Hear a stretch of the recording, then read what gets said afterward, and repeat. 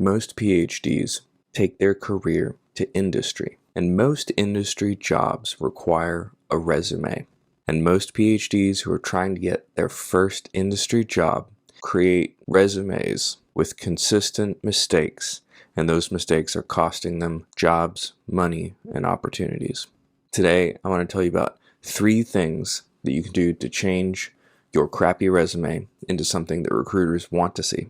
Welcome to the Grad School Sucks podcast, the show for grad students and academics who want to get their first industry job. I'm Dr. Matt Carlson, your host, and today we're going to talk about resumes.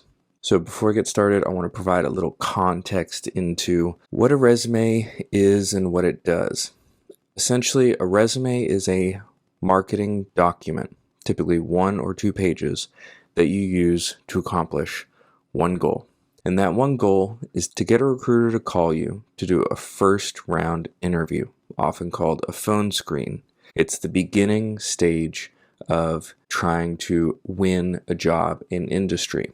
And resumes and CVs differ in some important ways.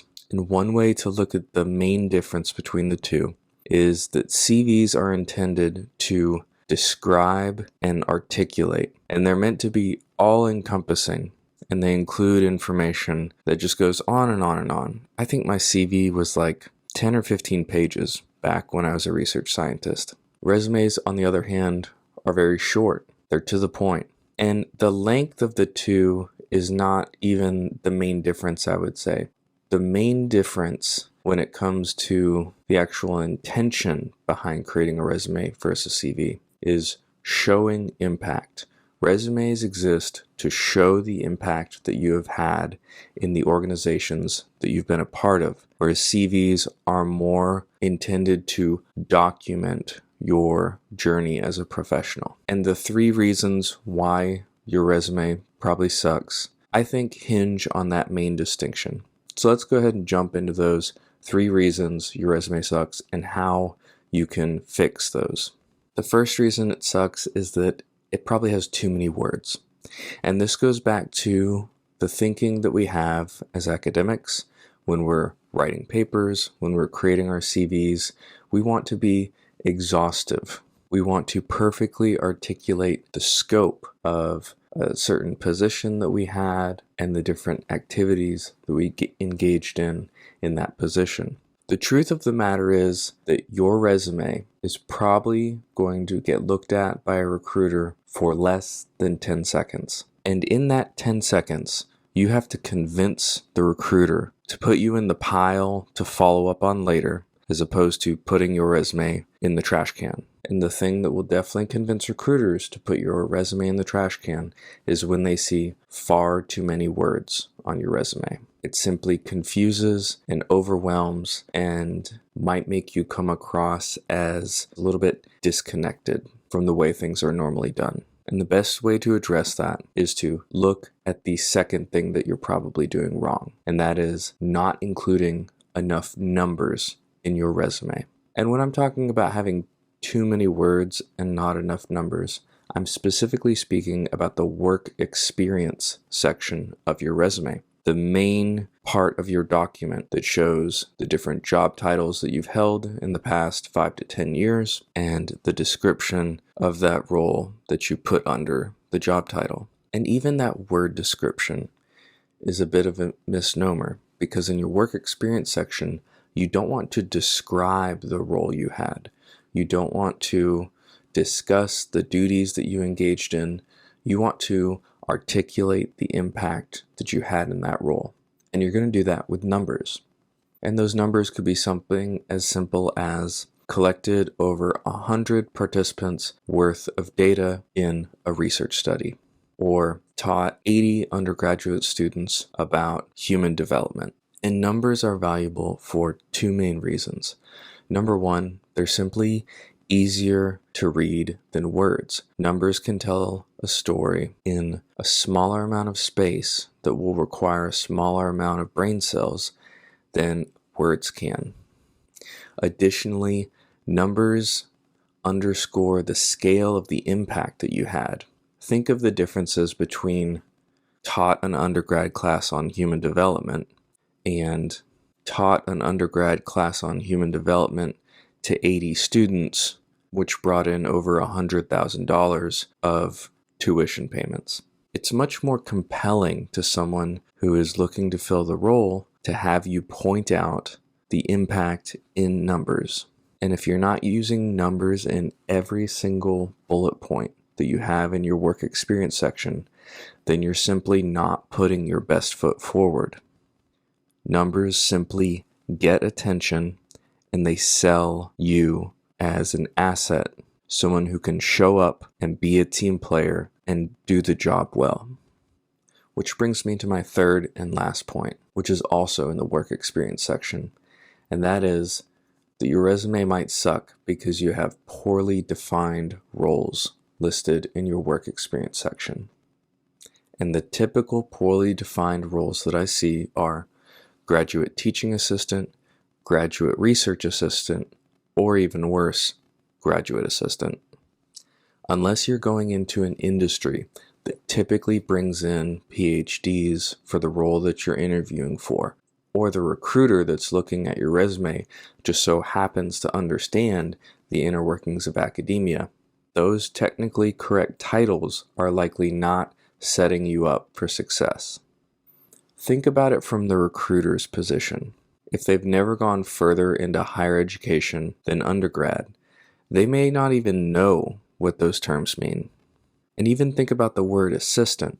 The first thing that I think of when I see the word assistant is executive assistant, which is very different from the kinds of roles that we're talking about that grad students have with their assistantships.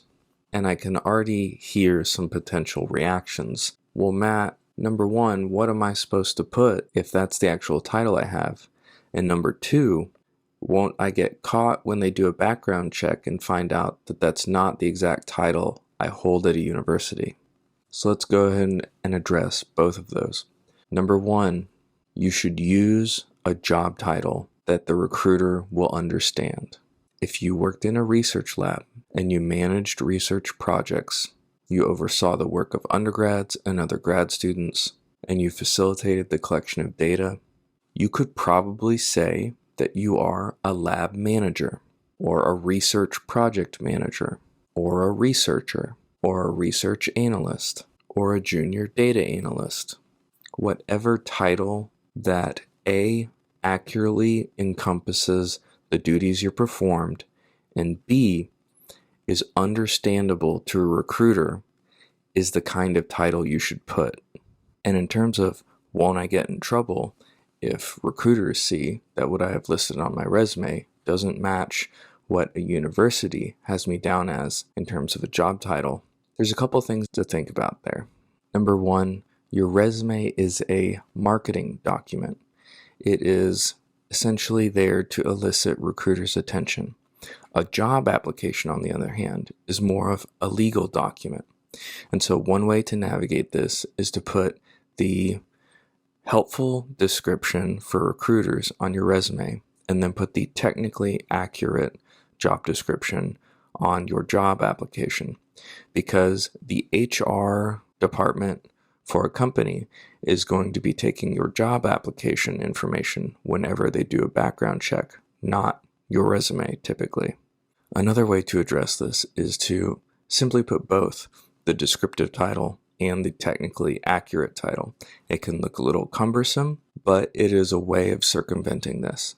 Additionally, when a background check like that is being conducted, typically what they're looking for is when someone has grossly overinflated their past work history, not for fine distinctions between fairly equal job titles.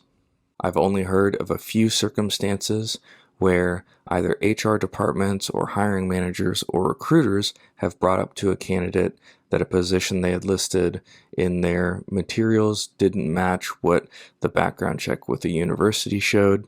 And typically those were mediated by someone reaching out and simply asking the candidate to explain the discrepancy.